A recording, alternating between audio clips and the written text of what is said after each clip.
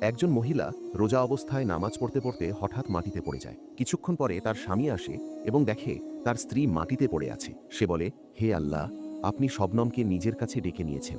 স্বামী জোরে জোরে কাঁদতে থাকে। পুরো শহরে ফুলের বৃষ্টি হতে থাকে।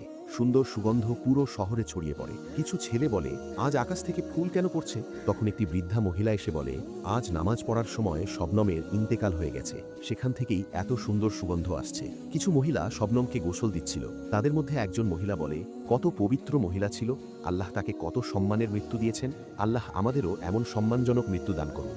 অনেক মানুষ শবনমকে দাফন করে এবং বলে, শবনম সব রোজা রাখত এবং নিয়মিত নামাজ পড়ত, আল্লাহ তাকে জান্নাত নসিব করুন।